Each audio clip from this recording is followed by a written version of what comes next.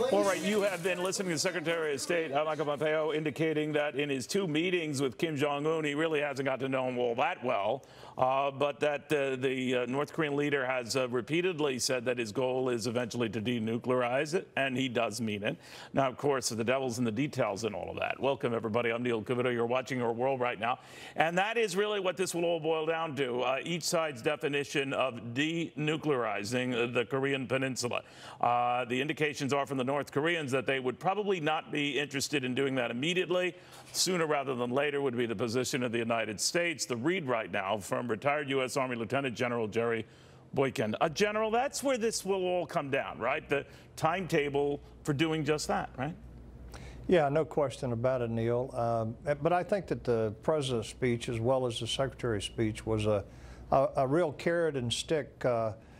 As we look at what they actually said, they made it very clear there are good things ahead for North Korea if they cooperate and denuclearize, but there are still plenty of sanctions that can be applied, and I think ultimately the military option is still on the table. You know, I found it interesting when the president was making his comments along with the Japanese prime minister. He raised the possibility, if the talks go well, I guess, General, that Kim Jong-un could come to the United States and maybe be at the White House. Surreal as that sounded, but stranger things, I guess, have happened in the past. What did you make of that? Well, I think it was the only thing that he could say. I think it was the right thing to say in response to the question that he was asked. You don't want to go into these negotiations having said, you know, I'll never have that guy. I'll never invite that guy here. That just doesn't make sense. All right, now the role of China and what it will play. There's been a great deal of attention, General, as you're aware, and I follow this on the economic side with, you know, finding ZTE, the big the Chinese telecom concern, $1 billion.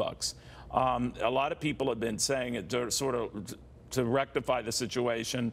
The Chinese are going to offer something to us for resuscitating that company that has been found guilty of all sorts of heinous spying offenses, espionage, you name it.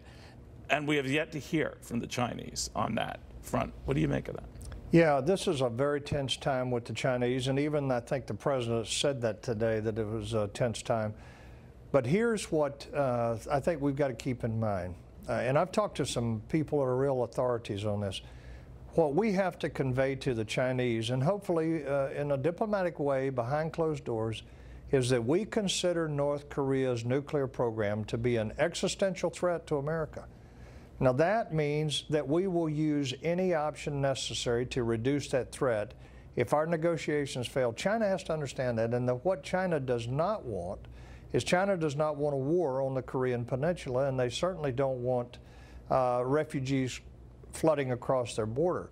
But the other thing they don't want, which is sort of a counterbalance to that, is they don't want a unified North Korea or Korean Peninsula, because they fear that because Korea is a buffer between them and the West.